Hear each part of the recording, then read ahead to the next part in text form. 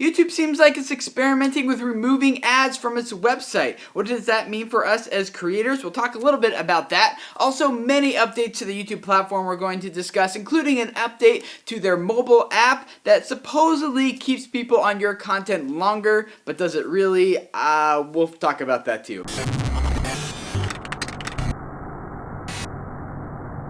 Hey guys, my name is Tim Schmoyer and it's Tuesday, which means it's time to look at some online video news from last week and talk about the implications it has for us as creators today. And many updates came out last week to the YouTube platform. Let's start with the mobile app. First of all, your playlists are now available on mobile, which is great, right? But you can also select the privacy settings for each of those playlists. For example, you have as public, private, or unlisted. And now on your YouTube channel, you can mix and match several of those different playlists together into a section to really customize what your viewers are seeing on the front page of your channel. The YouTube mobile app now also shows users whatever they should watch next whenever they're watching the video from their device onto a television screen through like Chromecast or PlayStation or Xbox or a smart TV. Now it shows up on their little phone saying, hey, watch this next after you're done watching that on the television. Which I think is great, right? It's like, hey, I will enjoy this video from video creators, and then on my phone it's showing me, hey, here's the next video you should watch from video creators if you like the one you're watching now. So it makes it really easy for them just to tap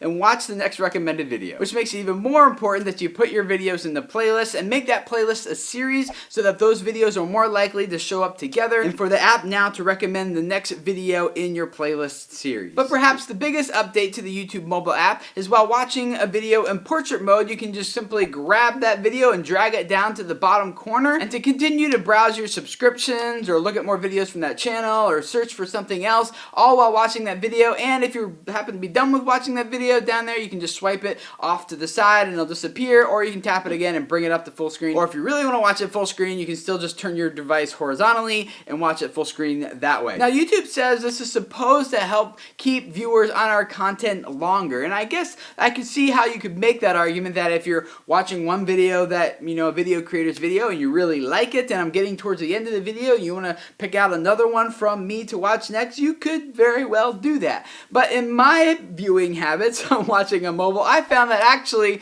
while one video is playing, I'm already going back to my subscriptions and looking for the next video that I want to watch after this one's done. And I find that I'm much more likely to abandon the video that's playing down the bottom right corner and go to the next one than I am to watch it through to its full duration like I was when it was totally full screen. I had no other distractions and nothing else to do other than just watch that video on my phone. And that's what I would love to hear from you guys about in the comments below. Do you think that this update to the mobile app will actually keep viewers on your content longer? Or do you think that they will be more likely, probably like I am, just to abandon the video and move on to the next video on their subscription list or something else? Also, last week, an interesting report came out from Moz.com, formerly SEO Moz.com, showing the correlations between Google Plus ones on content and how it ranks in search. And amazingly, page rank authority and backlinks, it's still the #1 influencing factor in how your content ranks. But Google Plus is a very close second, and the whole report goes into a little bit more details about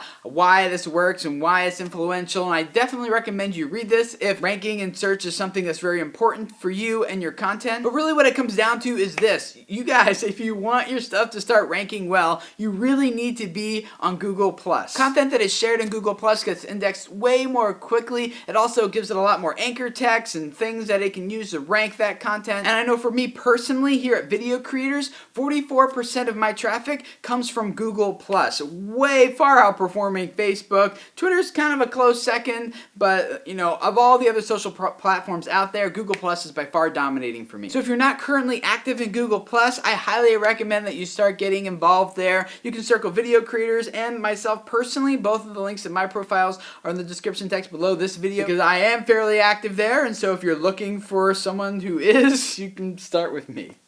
How's that for a shameless plug? And some really big news that RealSEO.com reported last week. They talked about how Google said that we are experimenting with a cookie that removes all the ads on people's experience when they're watching YouTube. And everyone's first question is, why in the world would you do that? We know that there's AdBlock and different softwares that already remove all those ads, but those programs violate YouTube's terms of service, so why would Google itself go ahead and experiment with removing ads themselves? I mean, won't that just ultimately lower the ad revenue for YouTube and for us? As Real SEO pointed out, the only reason we can figure out why Google might be experimenting with this is to see what the user experience and what people's interaction with the site looks like if ads are completely removed. For example, if there's no advertising, does people's watch times double? Or are people less likely to subscribe to content? Or does engagement with comments and sharing and likes, does that really get a lift without ads? If you guys want to check it out, I'll put the link in the description text below where you can see how to,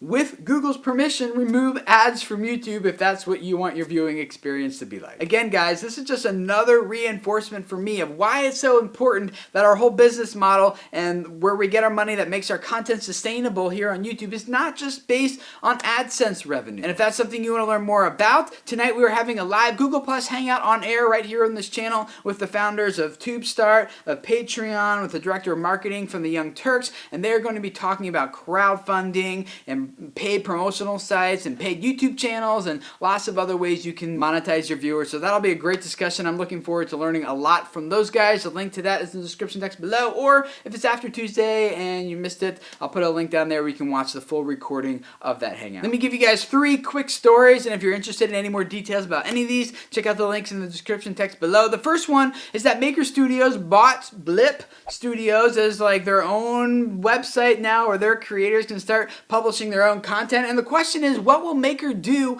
with Blip now that they own it? Will they be moving a lot of their talent away from YouTube and putting them on Blip, where they don't have to split the ad revenue with YouTube? Or maybe they'll just publish the content first on Blip and then maybe a week later put it on YouTube? Will they try to make the two work together, or will they be competitors, or that all has yet to be seen. Number 2, Big Frame has a blog post that's number 1 in an ongoing series about how to be more professional on YouTube, and the one I've linked up down there is very helpful for me because it outlines the differences between a publicist, a manager, a network, and an agent, and what roles all those play. So if that's something you're interested in, go check those out. And finally, from New Media Rockstars, why you should avoid sub for sub with people. I mean, if you think about it, it just makes sense. Like, why would you want someone to subscribe to you who's only going to subscribe to you if you subscribe back to them? Like, they're not going to watch your videos and they're not interested in you. So why people do stuff like that, I don't even know. So more about that in the description text below. And if this is your first time here, I'd love to have you subscribe. I do this because I believe there's a lot of you guys who have life-changing messages that could really make this world a better place if your message could just spread through online video here on YouTube. So I want to help you guys in giving you the information and the tools that you really need to make that message spread and change people's lives. So thank you for letting me be a part of that. On Tuesdays, we do like just what you just saw of online video news.